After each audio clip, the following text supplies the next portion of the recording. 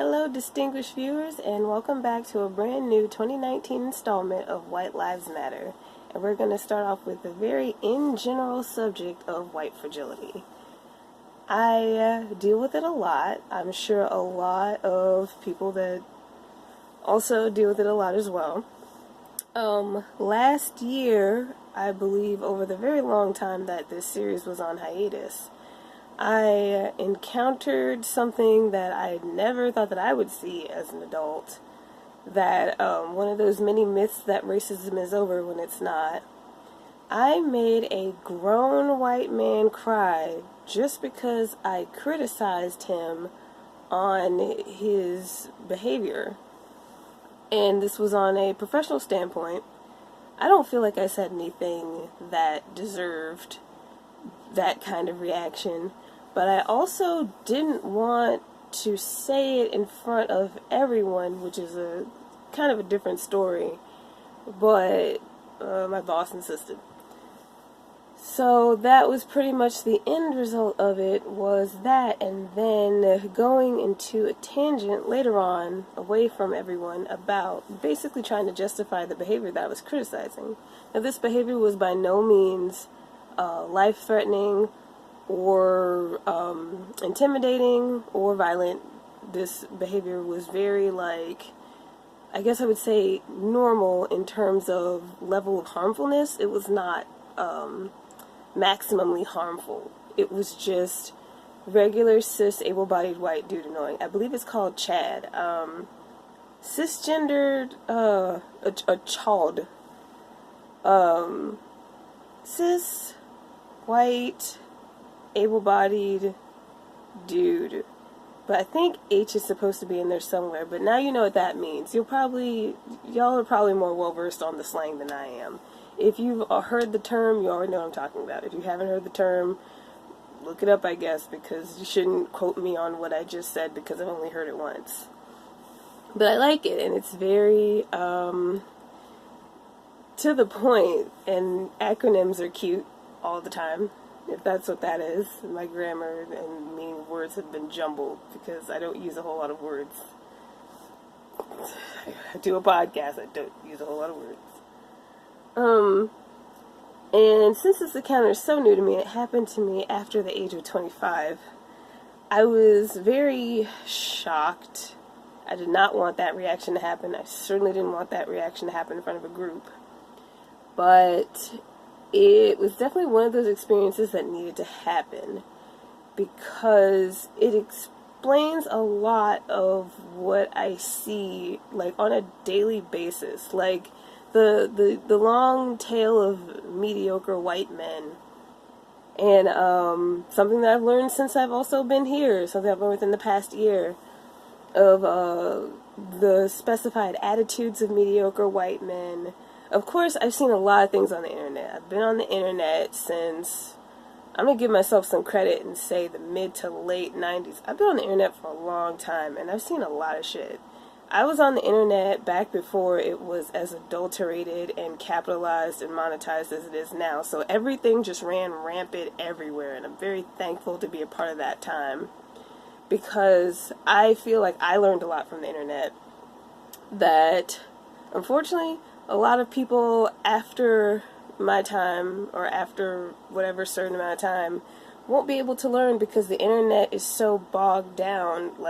It absorbed the rest of real life and capitalism. It's there are so few sources that we have access to for our entertainment, even on the internet.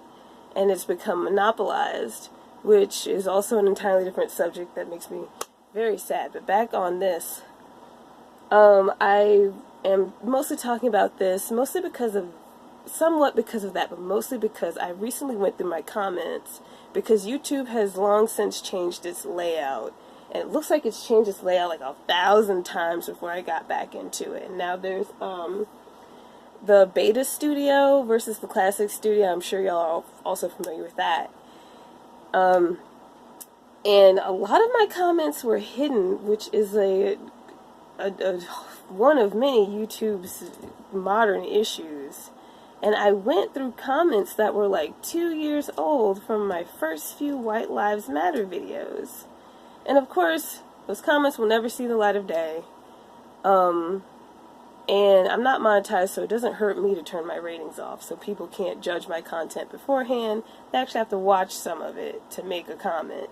But I can definitely say that the comments from 2 years ago are a lot more intelligible than the comments now, because there are a lot more 13-year-olds on the internet these days. Well, making comments and being allowed to make comments. Of course, I was on the internet before, like, I want to say before I was 13, but it wasn't as comment-driven as it is now, or out external influences, or whatever you want to call it. And of course there was a lot of hate on the White Lives Matter videos, and of course it was from white men, who these videos are very much targeted towards. They don't want to criticize them and the empire that they've built, so they're going to say all sorts of things. Of course there were the regular racist comments that you would expect, but then there were people that were just straight up outright accusatory of my entire personality and livelihood because I criticize white privilege and white supremacy, and now white nationalism, which is a separate thing that is a thing now in connection to our modern day Nazism. Why we let that come back, I don't know, but here we are. In 2019, having to deal with Nazis. Can you imagine? Oof. Oof. Also, anti-vaxxers brought back measles and smallpox. But anyway, another subject. And I guess that could also be its own White Lives Matter video, because it's definitely white people in the anti-vax movement. Not to say that there aren't some flawed-minded people of color out there that have become absorbed into the fuckery, but it's mostly white people. So, like, I guess I just want to say, if you're a person of color with an opinion, please state it, because there are a lot of white people that benefit from you being quiet. You need to open your goddamn mouth and say something, because these motherfuckers are over. I'm not saying cancel, because canceled, I've seen the canceled movement with the whole Shane Dawson thing, and canceling doesn't work, obviously. Because we can cancel people a million times and they're still not canceled, right? Because they still have this platform that we all have, known as YouTube and the rest of the internet, or what's left of it. But white privilege, that needs to be over. Because white privilege leads to these things like white nationalism and Nazism and stuff like that, where people like me, people like you, or other like-minded thinking people in solidarity and allyship are actually in danger of being actually silenced.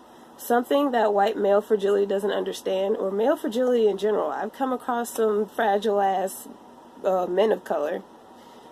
Someone else having an opinion isn't silencing you. Because if you insist that someone else having an opinion is silencing you, then how is your opinion not silencing me?